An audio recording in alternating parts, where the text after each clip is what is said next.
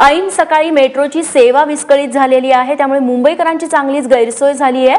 केवळ घाटकोपर पासून ते अंधेरीपर्यंत सध्या मेट्रो धावती अशी माहिती मिळते।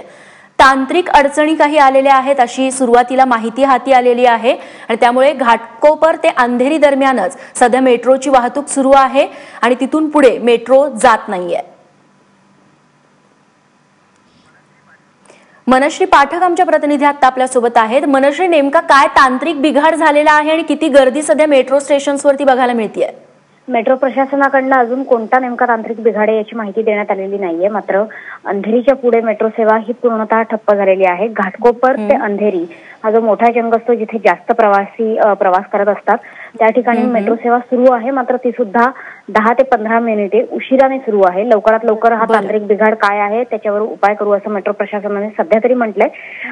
नेहमीची आपल्याला माहिती आहे की गर्दीची वेळ आहे, सकाळची ऑफिसला जाण्याची वेळ आहे आणि त्याच्यामुळे अंधेरीच्या पुढे ज्या प्रवाशांना जायचंय त्यांचे मात्र आता हाल होत आहेत। अंधेरीपर्यंत सध्या मेट्रो सेवा सुरू असल्या कारणाने अंधेरी स्टेशनवर मोठी गर्दी बघायला मिळते।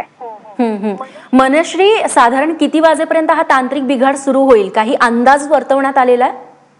नेमका तांत्रिक बिघाड काय आहे हेच मेट्रो प्रशासनाला समजलेलं नाहीये, त्याच्यामुळे त्यांनाही नेमका अंदाज सांगता येत नाहीये की नेमकी ही पूर्ण सेवा रिस्टोर व्हायला आणखी किती वेळ जाणार आहे। मात्र मेट्रो प्रशासनाकडनं तांत्रिक बिघाड याच्या व्यतिरिक्त कोणतीही माहिती दिली जात नसल्या कारणाने अजून अंदाज व्यक्त केला जाऊ शकत नाहीये की नेमकी किती वेळात मेट्रो सुरू होईल। निश्चित मनश्री, तुझ्याकडून अपडेट्स घेत राहू। तुर्तास धन्यवाद तू दिलेल्या माहितीबद्दल। तेव्हा नेमका तांत्रिक बिघाड काय आहे या संदर्भात अजून कोणतीही कारण समोर येत नाहीयेत, त्यामुळे सध्या तरी घाटकोपर ते अंधेरी अशी मुंबई मेट्रो सेवा सुरू आहे।